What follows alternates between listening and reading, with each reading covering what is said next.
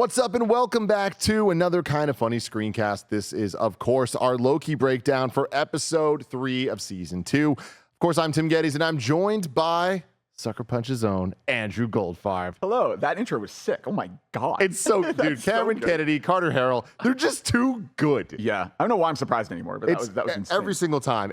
My favorite thing is when we use intros, like new intros for a show, like week after week, and I only see it the one time a week, but it gets me every time. Yeah. It's always like, God damn, that's good. So shout out to them. Insane, yeah. Of course, we've been doing the show every single week, and we're going to continue to do that as we make our way to the finale of this season. So you can be back here on youtube.com/kindafunny or roosterteeth.com to watch. If you want to listen, search your favorite podcast service for Kinda Funny Screencast, and we'll be right there for you. In the entertainment realm of everything, we're still doing in review. We're doing Saw in review. We just did Saw 10, and you should definitely check that out next week or this week. No, next week. We got Jigsaw, and then we have Spiral from the Book of Saw to end everything before we return to the MCU in review, where we will do a Captain Marvel rewatch leading into the Marvels. It'll be my first time rewatching Captain Marvel since theaters. Yeah, I haven't either. Yeah. It's one of the rare ones that and I think it's just because the timing of it, of where it came out. Oh my God, yeah, because then it was all about Infinity War and Endgame and everything. Yeah, and Infinity War, Endgame, and even Far From Home, I would say, those had so much more just immediate, oh, I need to rewatch these, where I enjoyed Captain Marvel, but I'm excited to rewatch it now, but after Secret Invasion. Oh, exactly. Yeah, that one finally all makes sense. But of course, you can go to patreon.com/kindafunny to go above and beyond and support us here. You get the shows ad-free. You get to watch a whole bunch of them live as we record them. You get a bunch of bonus content, and you get to be a Patreon producer like James Hastings, Jedi Master Deadpool, Casey Andrew, and Nathan Lamoth have done. Today we're brought to you by BetterHelp and Immersion Fragrances, but I'll tell you about that later. Goldfarb, Loki. Yes. I've been loving it. It's really good. Yeah, it's interesting for me because I really, really like the first two. I liked this one, but we're at that pivotal, we're halfway. Mm-hmm. And so we're at that point where I'm like, okay, great. We have Renslayer back. We're full spoilers already, right? Yep. Full spoilers, everybody, for this one. Glad we have Renslayer back. Glad we have He Who Remains. Got our Quantumania end credit scene payoff. Yep. Finally one of those. Honestly, it's a rare thing these days to actually get a follow-up on a post-credit scene. It's within a year of the title coming out. Yep. Yeah. I mean, we still haven't seen Kit Harington. We still haven't seen any of those. Hercules. Never gonna see Hercules. Although the Baldur references, we'll get to that. That is interesting. Yeah. But no, I think it's great. I think it'll be what happens in the next week or two will be pivotal. I think because for me, I was really excited to are we gonna find Miss Minutes? Are we gonna figure out a way to open the loom or whatever they're getting into? And now we found them, and great. I'm a little worried we're gonna spin our wheels now because my fear at the end of this is that we might just have kind of a double bottle episode next week where we get He Remains in the TVA and they're interrogating him or whatever. So your thing is He Who Remains? Well, because I think that's a conversation point, right? It's Victor Timely. It's Victor Timely. I was actually very confused by a lot of the show I have to stop and think and then be like, maybe it's more fun if I just don't think about it. But it's when they gave the book to young him, I was like, oh, so wait a minute, he grew up on Earth. There's so much when I think of all of these Kang variants, I don't necessarily think of them all coming from here. You know, I think of them as landing in a space shuttle or whatever they're doing or being in a bunch of universes. So I stopped and was thinking about him growing up on Earth and decided to just move on from it.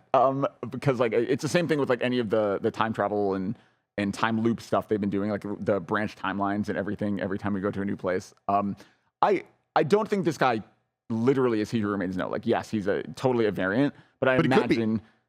Oh, you think? Oh, I guess that's true because He Who Remains didn't begin as He Who Remains. He began as just any Kang variant.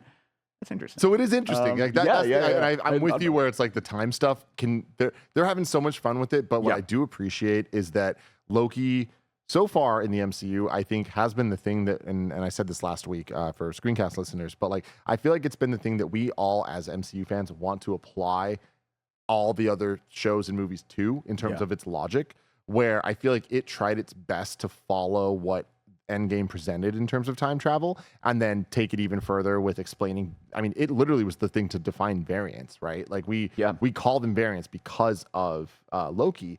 and setting up the rules of the sacred timeline, even like that the words there, like the iconography of it all.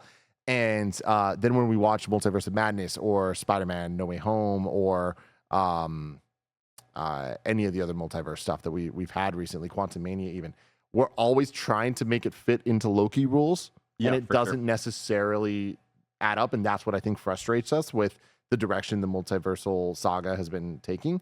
But I feel like in season 2 of Loki, it continues to me to feel like the stakes are so clear to the characters and it's very focused on this core group, but the ramifications are clearly to the universe multiverse of Marvel. And I buy that in Loki more than I do in a lot of the other things. And I feel like they're doing a good job with all that. But I'm with you that it does require a lot of hand waving and a lot of I believe you that this makes sense type logic leaps. Yeah, that's exactly it. And like I don't want to trick myself yet again into thinking the TV shows are going to have such big ripples. Like I really, we're how many shows in now? Like 10? Legitimately, I think this is the 10th. Yeah. And so it's just if like not 11th.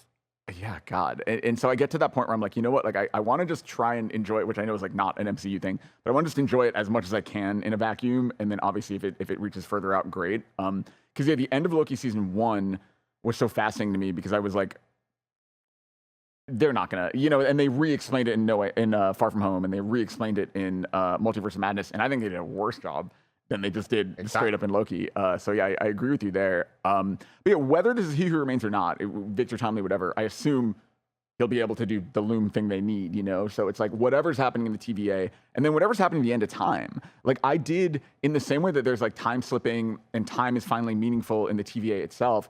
I thought it was a really cool touch to have the body decayed. The end of time is not the end of time. Exactly. Like that stuff is really cool and intriguing to me. But that's kind of what I was saying. Like I don't know. Like there's so much momentum right now, and I'm really into it. And I just have a little bit of fear that we're just going to get a lot of exposition next week in just those 2 locations. We're just going to have whatever happens with Victor Timely at the TVA and whatever's happening at the end of time, and like there will be necessary information there.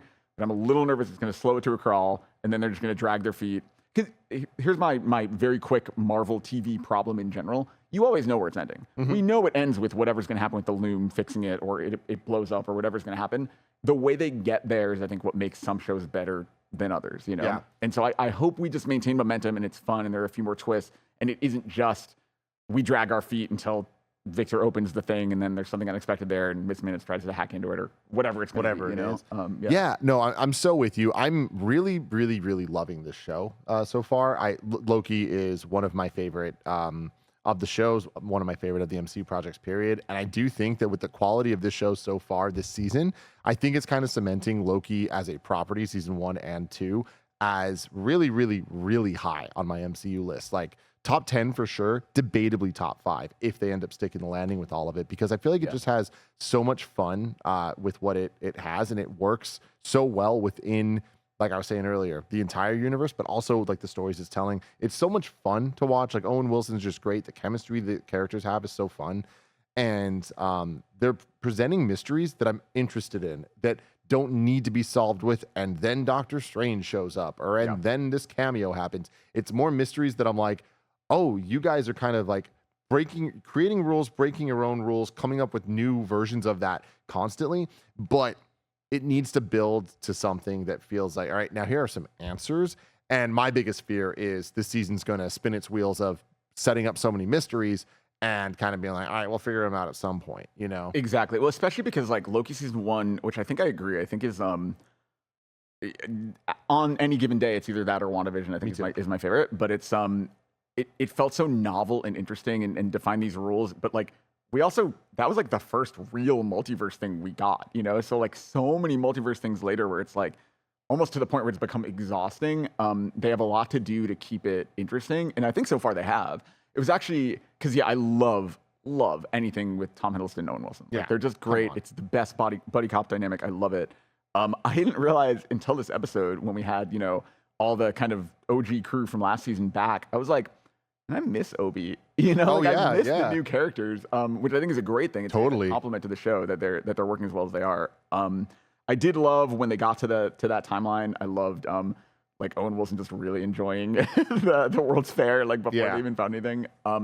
Yeah, I mentioned earlier the Balder reference is super interesting. All that stuff was cool. And yeah. I keep talking about the score of this show. Like Natalie Holt, the composer, is just so damn good. And like their uses of the Loki theme, the green theme, like all the themes that they have, and they just go so hard with versions. Like I love that they're just committing to the Marvel Studios opening of this one so good. was incredible. The right? old timey one was amazing. The old timey, like kind of like pure pure carnival type music, like old timey stuff was so good for the Marvel Studios intro itself. But then even like as they're at the different places, we're getting the Loki themes into the different styles like they had last episode as well. Love that stuff. And it gives the show such identity that I really appreciate. Yeah. And then when you see the Asgard stuff or Sylvie, the Asgard themes popping in and like they're doing what I always wish Marvel projects would do, which is just like commit to so much of the aesthetics mattering more than some of the other movies or shows do, you know? Yeah, no, I totally agree. I loved like not that it was like slapsticky, but like just the old timey music, even during like the chase sequence when they're like looking for Victor and stuff. Little goofy, but yeah, like, but it worked. They did it. Yeah, you know? I really like that. I liked while they were chasing around, I was trying to.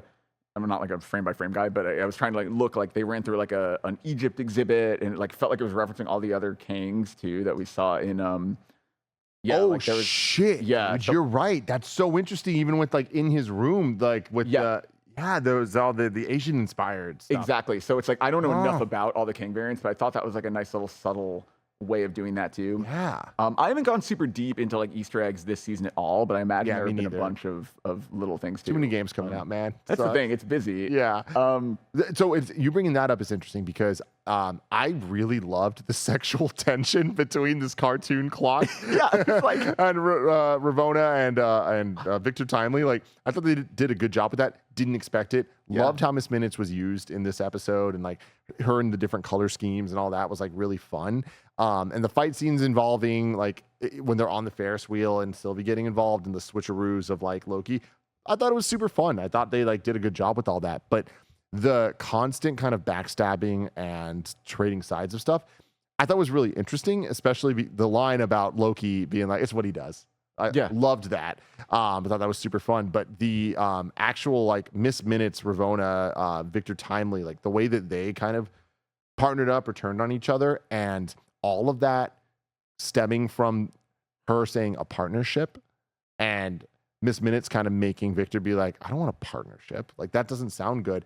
I think is so interesting that they're kind of setting up for the Council of Kangs, right? He's partnering with himself and he's okay with that. But I love that so far, every Kang variant we've seen has one thing in common, which is they're lonely. Like they are stranded in some way. They have nobody to talk to with their same kind of knowledge base or whatever. And I think it's really smart for this show to kind of start seeding and building that out. And I feel like moment to moment in this episode with Victor Timely, I was like, are they going to kill him by the end of this episode? Is he like, is this whole loom presentation he's doing a fake fraud magic trick more than it's actually anything real? Is he going to end up being He Who Remains? I like that I'm asking these questions, and I feel like they've crafted the narrative in a way that like is keeping me engaged to ask the questions as opposed to being like, all right, none of this fucking matters, which could be so easy.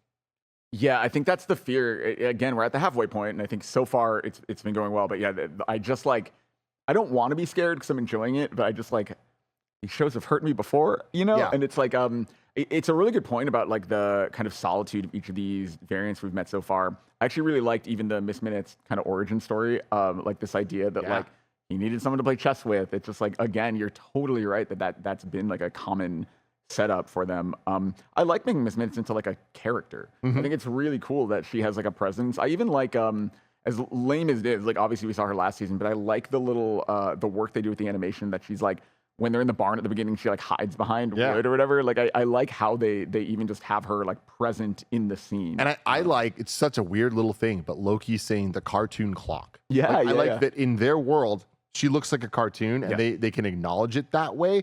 Like there's something about that just brought me in.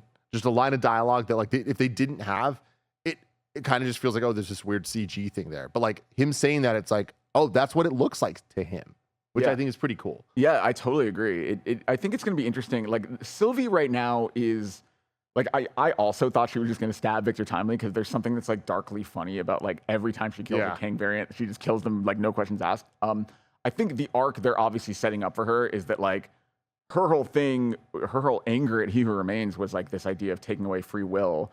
But it's like if she's killing Kang variants before they have a chance to do anything, then she's taking away their free will. Like, yeah, so it's like, I imagine that's what they're getting at, and that was kind of what it seemed like her conflict was here. We're seeing so little of her so far. I kind of think we need like a maybe not a Sylvie focused episode. We just need her there and present during a lot of this. So I really, again, like we have Loki and Mobius and Victor Timely are going to be at the TVA. And then we have this, whatever's happening at the end of time with Miss Minutes and Ravana. So Sylvie is, again, separate from the action. So I just, I hope, it feels like it'll be a delicate balance. I hope they're able to pull all this together and not have it just feel like, I don't know, like dragging their, killing time until we get to episode 6 and then, everything comes together and we see where it goes. Or they're just like, I'll figure it out next time. But when we think about implications for the MCU, I want to talk about that. Yeah. After a quick word from our sponsors. This episode is brought to you by BetterHelp. Do you ever feel like your brain is getting in its own way? I can't even count the amount of nights I lose sleep just because I can't stop thinking and my brain just won't stop talking. It turns out one great way to make those racing thoughts go away is to talk through them. Therapy gives you a great place to do that so you can get out of your negative thought cycles and find some mental and emotional peace. And it can give you the tools to find more balance in your life so you can keep supporting others without leaving yourself behind. Some of my best friends use BetterHelp and love how helpful it can be for learning positive coping skills and how to set boundaries. It empowers you to be the best version of yourself, and it isn't just for those who've experienced major trauma. If you're thinking of starting therapy, give BetterHelp a try. It's entirely online, designed to be convenient, flexible, and suited to your schedule. Just fill out a brief questionnaire to get matched with a licensed therapist and switch therapist anytime for no additional charge. You can make your brain your friend with BetterHelp. Visit betterhelp.com/kindafunny today to get 10% off your first month. That's BetterHelp, HELP.com/kindafunny. BetterHelp.com/kindafunny. Go for it. We're back. That was a great read, by the way, to you or whoever it was. It was it was you, of course. How could I forget? The implications for the MCU if the loom explodes, or because they're not going to fix it. This doesn't end neat and tidy. Like whatever happens, that's a big mess.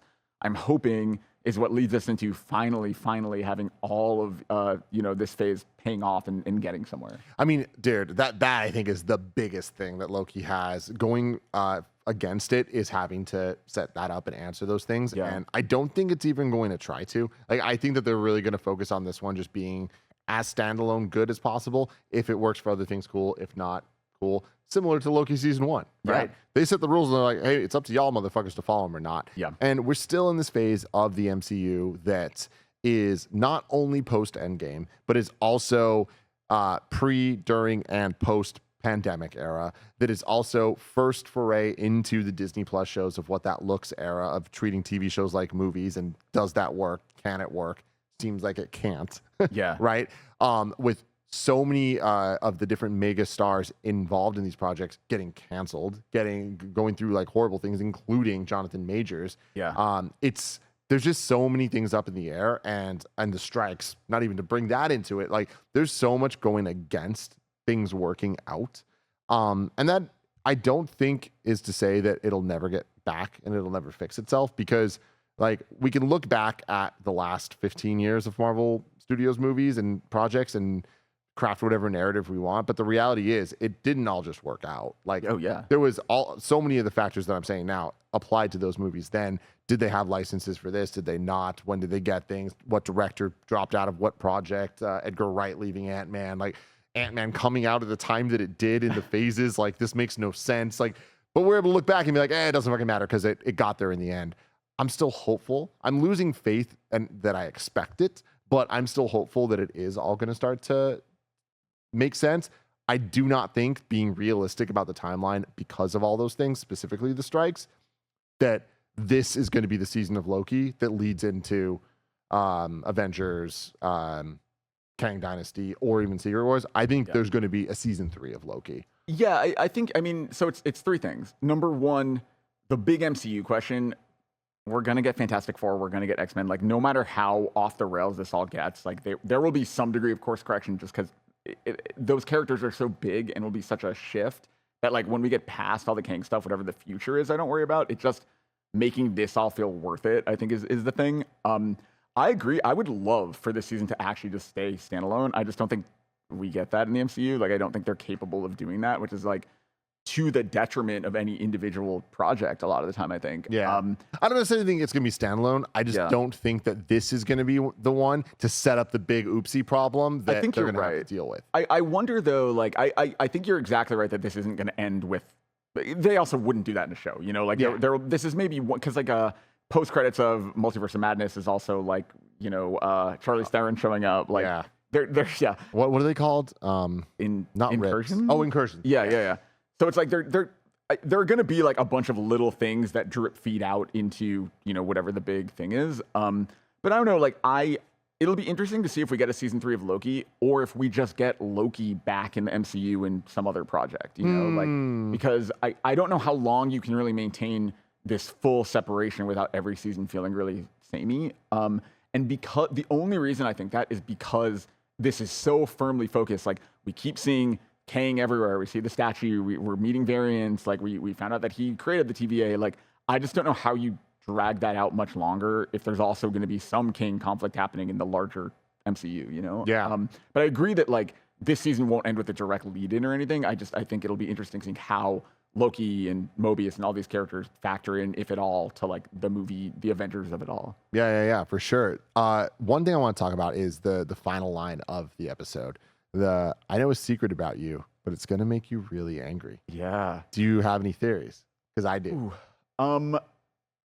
Like off the top of my head, the first two things I thought were either A, she had some history with a Kang variant, He Who Remains, whoever, and her memory got wiped and she doesn't remember it, or B, she's straight up like a variant of him or something. And I said that last week. I was like, I think it could be the case. It's not the case in the comics, so they would be doing something different. But Kang's also not He Who Remains in the comics, so like they could be just totally switching things up. I mean, it certainly, if they introduce that, it certainly helps with the Jonathan Majors of it all. It totally could. It totally could. So yeah, it's interesting that they I feel like are potentially setting that up sooner than I expected them to. Yeah.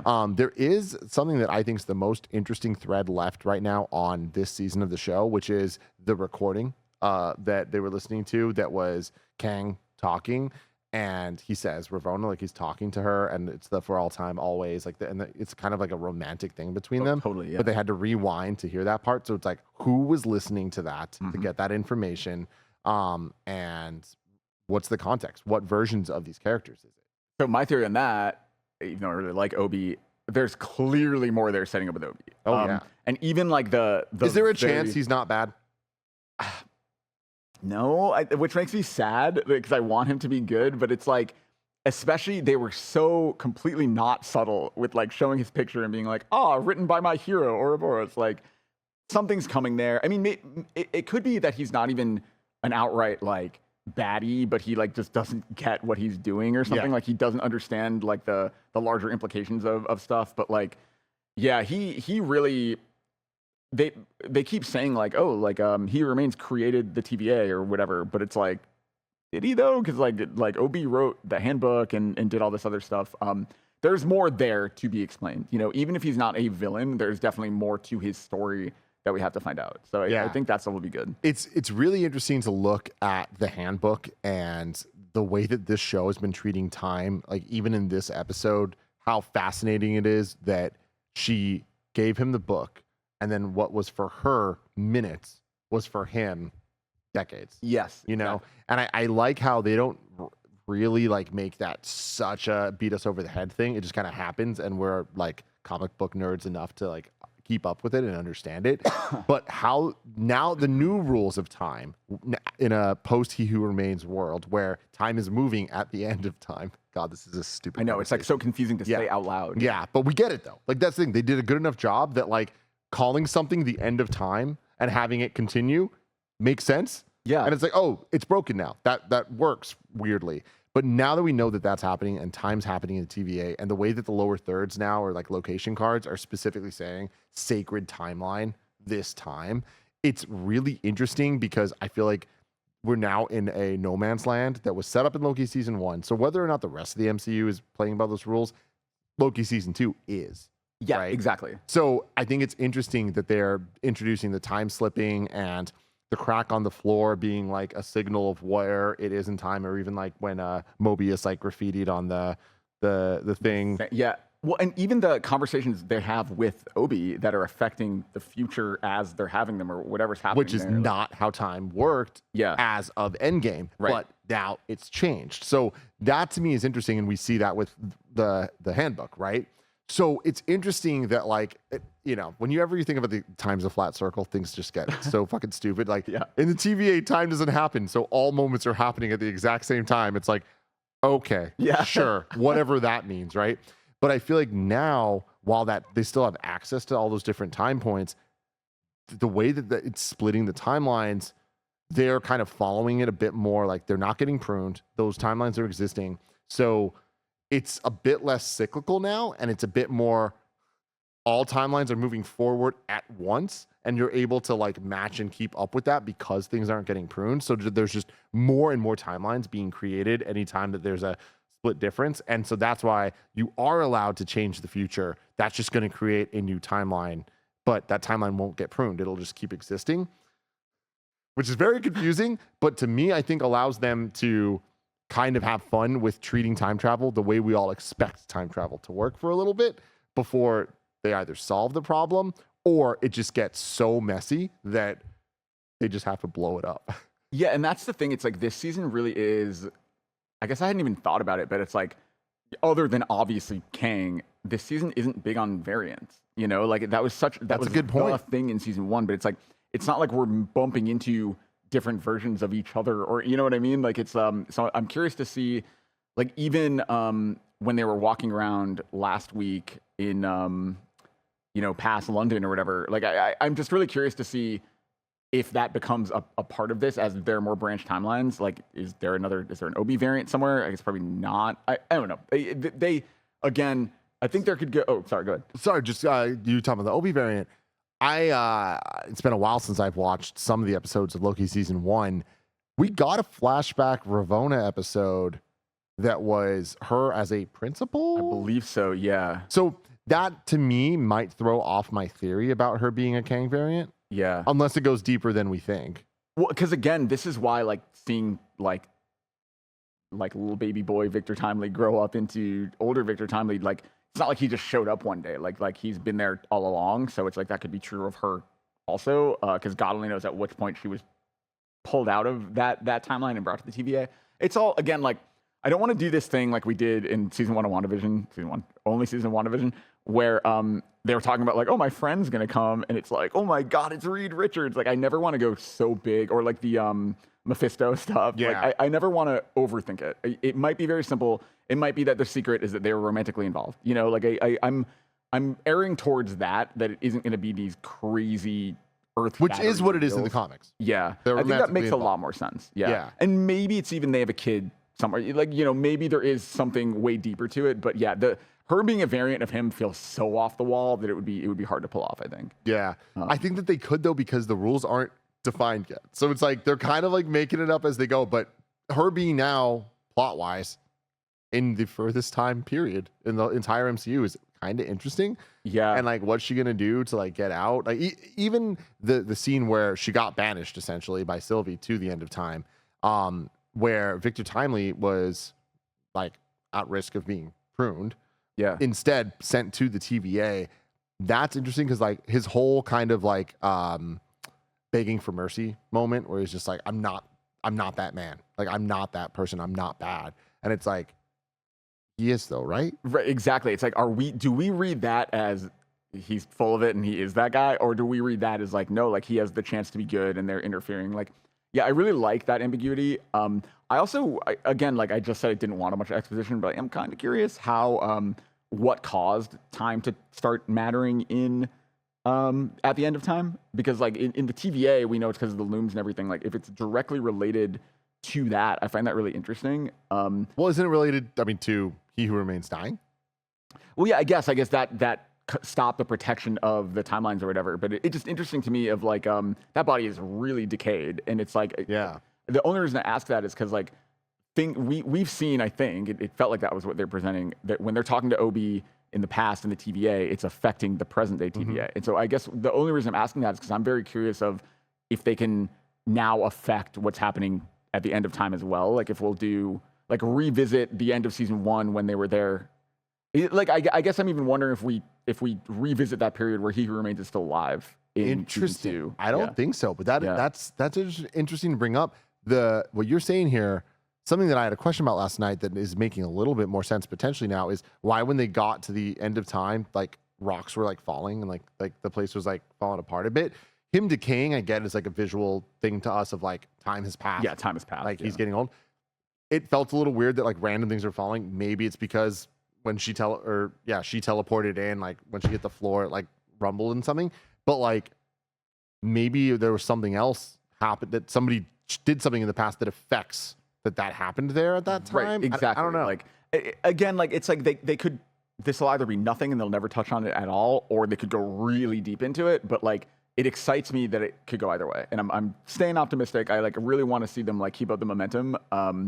And yeah, I hope they do something cool. I hope we're wrong about all of it. I hope we don't guess it. Like, I hope it's weird and creative because like I think what I liked so much about season 1 is I couldn't predict it. And so that's like fingers crossed what I hope they're doing here. I mean, season 1 just kind of fulfilled all the things where it's like if we wanted a cameo, it kind of happened. If we wanted a surprise, it happened.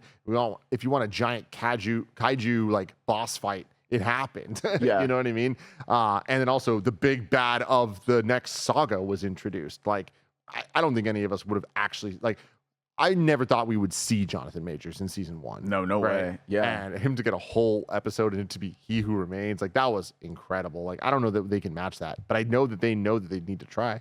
Yeah, exactly. And it's like the pressure must be crazy. So it's like you wonder if they'll keep it normal or like that's always my big thing now with these projects. And like obviously you mentioned the strikes and like there was that thing now that they're gonna, I think per the agreement with the WGA, they're going to have showrunners now, and they're going to be taking things through from the beginning, which is like crazy. They weren't already doing that.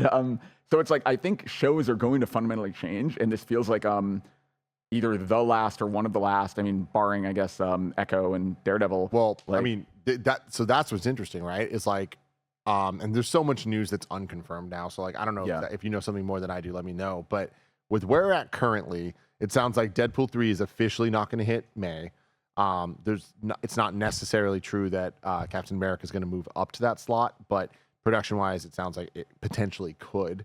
And then show-wise, Echo got pushed out of this year. Yeah.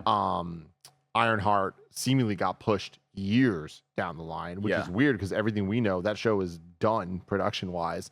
We know there's magic and shit, so post-production and also the tech of the gear is going to need visual effects. So those all being pushed. But you look at the rest of it, Moon Knight Season 2, Miss Marvel Season 2, She-Hulk Season 2. Those are the 3 shows that potentially could get Season 2s. They were filming never formally announced. Wonder Man also. Wonder right? Man. Yeah. Like Roger was just telling me, like, seemingly scrapped. Yeah, like, it sounds like something happened. They're like, we're just not even going to do this. Then there's the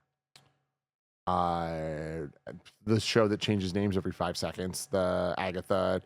Covenant Chaos. Yeah, Covenant Chaos. Like, but like it keeps changing. Whatever the like Tales of Harkness or something. Whatever the House of Harkness was one of them, and then there was like a third Covenant of Chaos, and there was a third one. But whatever the hell that ends up being, like I think that seems further away than it ever did at this point. Yeah. So it is interesting, like what and Daredevil as well. Like they are already kind of said that they're taking a pause and they're reworking it. I think that with all that in mind, it's potentially the best thing to happen to the MCU is a break. I completely agree. Yeah, I also think that like whatever that next Kevin Feige on stage moment, D23, whatever it ends up being, is going to be like, this is the new, like, we are completely rethinking everything. Like the phases are now this. Not every project we've talked about in the past is canceled. We've consolidated a lot. Or is coming rather. We've consolidated a lot. And so like, this is the new lineup. Like, and I could totally see that happening. I could see ideas that were in shows just getting folded into other things or just being killed altogether. It's going to be crazy. I mean, like the Marvels, like through the end of this year feels like obviously it's what was already planned. I don't think they're making changes as a result of any of the rest of this. But yeah, like 2024, I think we're gonna see a lot of things either outright killed or just quietly killed. Like I think there's a chance that like Echo is still gonna come out, but it's interesting if all the stuff about them completely redoing Born Again, you know, like effectively like rebooting it affects what they were setting up in Echo. Like again, like there are ripples to all of these things, and it's like the biggest strength and the greatest weakness of the MCU is that if you do something to one project, it really affects so many other things like downstream. So yeah, it'll be fascinating when we get the next like proper timeline update. Totally. And even without an update to like production schedule, I think just like looking at the facts of the releases of things, if this is the last show that we get for a while, which seems like might be the case, Echo, I mean, last we heard was going to come out Thanksgiving weekend, and it was going to be a binge drop. It's probably done. Yeah, they were just going to drop it all at once, right? So I imagine we will see that next year. I don't think it gets canceled. I think they put that out. But I feel like that will feel more like, because of the binge release, more similar to a not an I Am Groot, because I think that is like so clearly different. Yeah. But more of a Werewolf by Night or Guardians Holiday Special type release, where it's like, oh yeah, it happened, but it still feels lesser than, even though it's not. But like it just, you know, not quite a show, not quite a movie. It's this other thing. This is where, I mean, like, I know we're going long, but I'll just say, like, I think the way they're doing shows, I'm really excited to hear they're rethinking them, because the MCU in and of itself, like, obviously, WandaVision to Doctor Strange is a much better, like, what I think they were thinking when these things came together. They are proper Marvel Studios productions, like, they're going to not feel separate. And I think, like, 10 projects later, they do feel separate. They do feel like they have less of an impact than we'd want to see. And it kind of reminds me of, like, the old like Netflix Daredevil days, where they would say like one character would be like the green guy or the Battle of New York, and we'd all be like, oh my God, it's connected. But like that's not enough anymore, you know?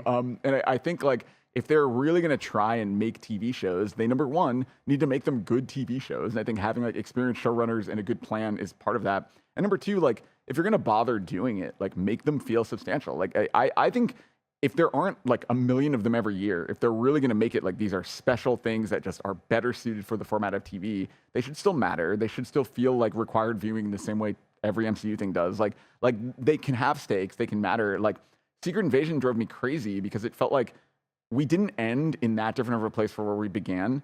So it's like it went on its own little journey or whatever, but I don't really feel like it's going to matter. And it was Secret Invasion. Yeah, exactly. Which like could have been a phase. Yeah, like, I mean, me and you were talking about this recently. It's like, I think that one of the biggest differences of where that show ends versus where it starts is Fury's wife is now with him on the spaceship.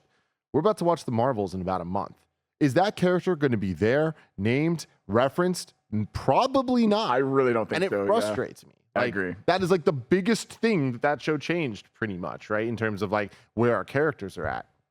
And like, I would bet that they don't. I'm going to be stoked if they do, but are you going to be stoked? Like, even if they I'm going to be stoked like, just for the connectivity of it. Just to show that they actually give a shit and that it does matter. I'm not going to be excited to see Priscilla. You know what I mean? But like, I want to see that somebody is paying attention and somebody cares. I agree, because I think we're in a weird spot. I think everyone feels a little fatigued. I think a lot of these things have not felt like they've had the payoffs we want from them. So like, I'm hoping we start to course correct soon. I mean, again, the build up Fantastic Four and X-Men, like no matter what is exciting. It just is. Like no matter how out I am by that point, I will come back in for that, you know? And the thing with the fatigue, and we've talked about this a lot, I've talked about this a lot, I feel like clearly it exists and it's there and that the quality control is all over the place. This is not what I wished Marvel would be. Do I think that it's horrible and that there's a major problem? Not necessarily. Like I think that there's been worse times in Marvel Studios phases in history, but there's been way better. Like I feel like the moment we got to phase 3, everything was cooking and we were just like on this special moment. And with where we've been at in 4 and 5, I don't think it's as dire as people make it seem. There's a lot of major wins and I'm thankful and excited that one of the most major unanimously decided wins, and one that I think is a win, is Spider-Man No Way Home, which at the end of the day, what Spider-Man No Way Home did was take 2 decades of bad decisions and just bullshit that they didn't get to decide how things go and make it work within the MCU. So if they could pull having the fucking Lizard from Amazing Spider-Man and Sandman off in the same film with Andrew Garfield and Tobey Maguire and all the baggage that has to go with that, was it a perfect film? No. Was it a perfect movie? Yeah. You know what I mean? And I feel like if they can do that, it seems like they're going to have a bunch of fun with Deadpool of like Deadpool 3 being what it is with the Wolverine and all that stuff and every rumor that we've heard about it kind of just sounding amazing and like playing with the Fox universes, it could also talk shit about Marvel Studios directly in a way that Deadpool 1 and 2 did about Fox. And I think that can begin a healing process of righting the wrongs. So by the time we get to a actual collab, which is really what we just want to see, we're frustrated we're not seeing collabs. So if we finally see Moon Knight hanging out with Miss Marvel, we're going to pop off.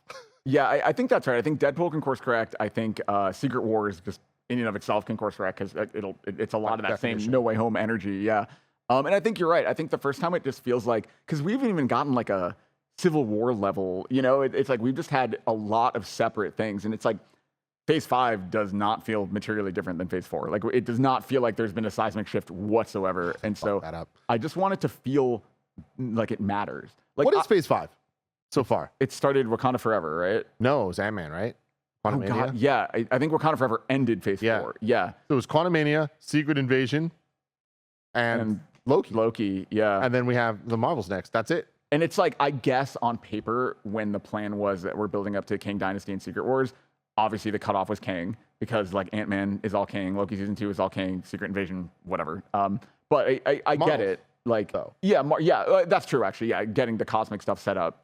Yeah, that's totally fair. And so, but it didn't. On paper, I get why that was the cutoff point, but these projects have not felt like they're different enough, you know? And I think that's it. And I think you're right, though, when we finally get an Avengers or even like one of those soft kind of half Avengers things where like 3 heroes are in it together, I think it could work really well. I'm excited for the Marvels. It's a little bit of that, you know? Let's talk about that, right? Because the Marvels is our next project coming out, and I feel like interest is at an all-time low. Like, I feel like my hype for it, despite it having good trailers, I would say, I'm just kind of like, it's going to happen, but like, I'm not excited to go see it. And like, that kind of blows my mind, but I think it's kind of putting me in a good place. It having the lowest runtime of any MCU movie, excited about that. Yep.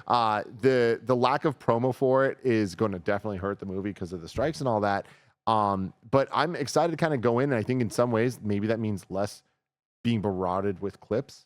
So we might not know every single thing in the movie, but we do know that it explicitly ties to Miss Marvel more than any movie has tied to a show since Doctor Strange 2. Yeah, absolutely. And I think it's like, I love the casting of Miss Marvel. I loved everything, pretty much everything other than the villains in that show was great. And I love her as Miss Marvel. And unfortunately, though, it wasn't like a highly viewed show. It was like one of the less popular shows. So I understand why like the average like MCU post-Endgame fan might not even know this character enough to love them yet.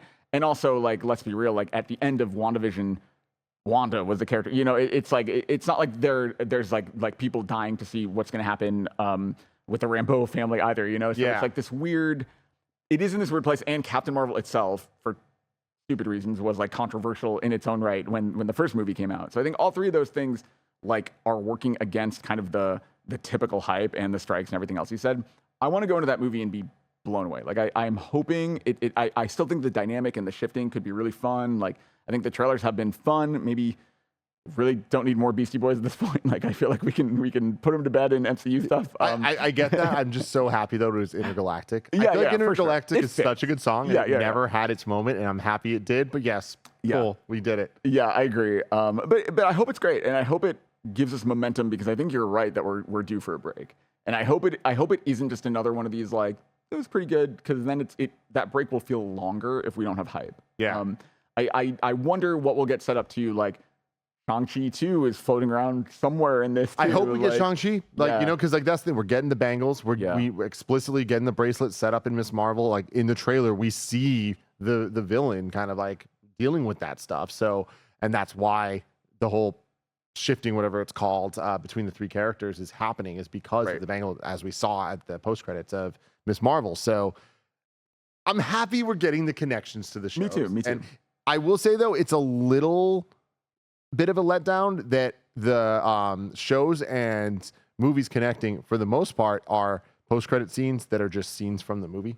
Yeah, like we saw that now with Ant-Man or from the show, I guess. I mean, I guess it was a scene from the Marvels in Miss Marvel, the movie to the show, but it's a scene from the show to the You got it. show to the movie. Yeah. With Loki with Yeah, Quantumania, Loki season 2 scene in Multiverse of Madness. That was as confusing as timeline conversation. Exactly. But Yeah. You got there. Yeah. Yeah, I think that's true. I mean, they did that like a million years ago, the Civil War one with like Ant-Man. yeah, which was like at the time I actually liked that they did it, but I agree. Like I think like those scenes are becoming so valuable because these projects have been so like stretched out that like I do hope we get like a proper what the hell is coming next thing at the end of the Marvels, because the one at the end of Shang-Chi, I want to have payoff for, you know, like we have to. I mean, Yeah. like that's the thing, is like that was one of the coolest post credits I think we've ever seen, because it opened things up. I had no idea what they're hinting at. It's not like, oh, it's Thanos, Infinity Gauntlet. I get it. Hype as hell. Obviously cool. But I love that it was like Bruce Banner is with Captain Marvel. Yeah. And Wong is working with them. And they found this beacon, whatever. And it's Bruce Banner clearly with the hurt arm. He's not hulking. Like, so much was there to talk about and like what's going on. But here we are years removed. And we have no idea what's happening. But it was fun to see the 10 Rings logo and stuff in Miss Marvel. And they're clearly... Let's have this conversation a couple weeks after Miss Marvel. Yeah, I agree. The Marvels. We, like end of 2023, state of the MCU. Exactly. I agree. Let us know in the comments below what you thought of Loki Season 2, Episode 3, what you think about the MCU overall currently, what you're most excited for, and what you're thinking about the Marvels. Andrew, where can people find you?